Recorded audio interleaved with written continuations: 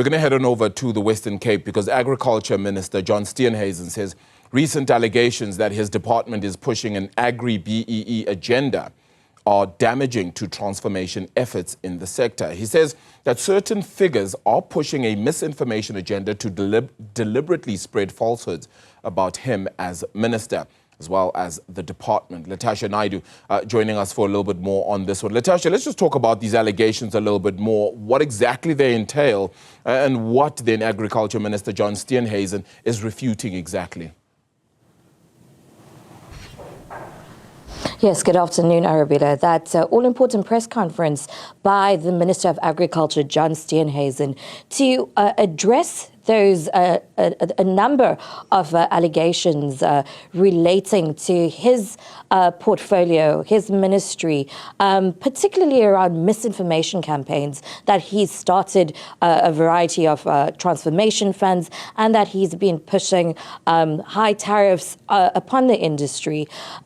Now, these allegations have stemmed particularly from a business movement grouping, and that's been led by CEO Piet Leroux of Sakelicha, questioning the agenda, the BEE, AgriBEE agenda of the department, and spreading, as we've been explained to you by the minister and his team today, falsehoods regarding the actions of this department in pushing a transformation and bringing about equality in this industry. But Arabella, here to speak to those falsehoods and those allegations that have been purported by Sakelicha onto the department is the Minister of Agriculture himself, John Steenhuisen.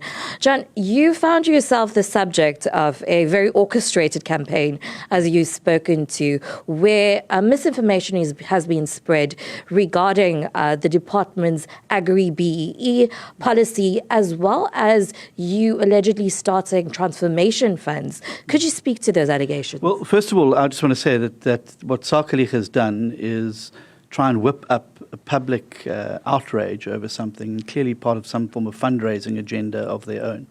But if one looks at the facts, what they've produced as evidence of me producing these big so-called transformation funds is the statutory levies. I think it's important that the statutory levies are voluntarily applied for by the commodity associations themselves.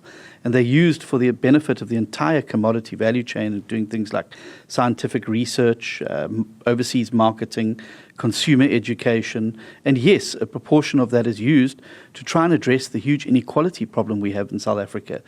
But there is only a 10% participation rate of average of black farmers, previously disadvantaged farmers, in their contribution to commercial agriculture. I don't think anybody could say that that is a fair or acceptable situation. And clearly, what the industry is doing is precisely the type of empowerment that we need to see in South Africa. This isn't, top-down, government diktat, quota. This is a bottom-up, genuine empowerment of emerging farmers to enable them to compete fairly, to give them an equality of opportunity to be able to fairly compete in the value chains and for shares of the market. It doesn't take away from anybody. It actually grows the sector. And when these small farmers succeed, they too will be paying the very same levies. And so I think it's unfortunate that Sakelicha have chosen something that is actually a bottom-up approach to how we should be dealing with empowerment in South Africa, a genuine on-the-ground empowerment, and tried to turn it into some evil scheme when it is anything but. And you've spoken to how you've only been in this position for 7 months, and a lot of these policies that you're being challenged on predate your tenure. Of course. I mean, the Marketing Agricultural Products Act was passed in 2016. Many of the regulations were signed into law by the Department of Trade and Industry, not Agriculture, in 2017. I've only been in the job 7 months, and I think it's a bit unfair that Sakelicha, have now chosen to launch this huge broadside attack, accusing me of being this terrible person. When I've only been there 7 months. My department's not even a standalone department yet. We will separate from Land Reform and Rural Development in April, and we will then become the Department of Agriculture. But I am a bit bewildered at why this huge attack. And I would be questioning, if I was a donor to Sakelicha or a member, is this really the best use of your resources to come after people who are really trying to make a difference? And and attacking genuine empowerment that doesn't focus on elite transfer or ownership, but focus on genuine empowerment to bring small-scale farmers up to the same level as their counterparts so that they can compete fairly and we create that equality of opportunity. I would advance it's not a good use of their resources, and if I was their donors, I'd be seriously questioning what my money's being used for. John, I want to speak to the issue of Agoa. We know that you're going to be part of that high-level delegation that's going to go to the U.S. in March to challenge and also to address the misinformation that's been spread about South Africa, particularly with regard to land expropriation. But we do know that with the U.S. halting and cutting funding to South Africa, Agoa is at risk, and particularly the agriculture sector. What would this mean for your department moving forward? Is it time to relook at Plan Bs? Well, we cannot pretend that losing Agoa won't have significant impacts. It will. And it will hit agricultural jobs and manufacturing jobs the most. It will hit commercial farmers the most because they're the ones who have the largest market share access to the United States of America. So there will be consequences for South Africa. What are we doing? Well, obviously, the first prize is to retain Agoa, to deal with some of the misinformation that's being spread around South Africa, and also to get around the table with our American counterparts as quickly as possible, de-escalate this, and have a mature discussion about how we can have good trade between the two countries. We have great agricultural products produced by the finest farmers in the world. Their consumers benefit from that. Our farmers benefit because we have market access. Surely this is a good thing for us to continue doing.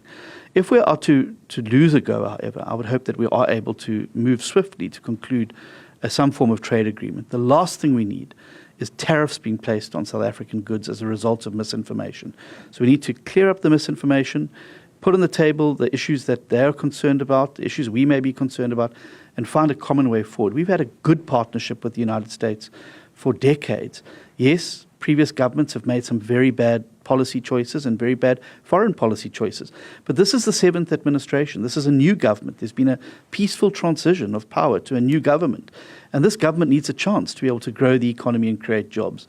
And I don't think that a tariff war is going to assist us in order to do that. Thank you very much. John Steenhuisen, Minister of Agriculture, speaking to that misinformation campaign that's been spread on social media and the media of late, pertaining to allegations of his department and himself creating so-called transformation funds. But Arabella, also speaking to the important role South Africa plays in the agriculture sector globally, the threat of losing our partnership within Agoa. But the minister also speaking to in the briefing of the U.S. consumers themselves potentially losing out on quality exports from South Africa, from within the agricultural sector. But that was, of course, Minister John Steenhuisen speaking to those misinformation and disinformation campaigns that's been spread, particularly around his department, and also stating in today's press conference that he will call a press briefing for every issue of misinformation which arises so that these falsehoods can be challenged in a public space. Arabella. Yeah, there's going to be a lot of contestation, shall we say, then when it comes to this department as well. Even the split from land reform ultimately is going to be the one that a lot of questions are going to be asked about. And then you have Agoa being that key question mark, plus, of course, this coming to the fore. Latashia, you're going to have your work cut out on this one. Thank you so much for your reporting on it as well.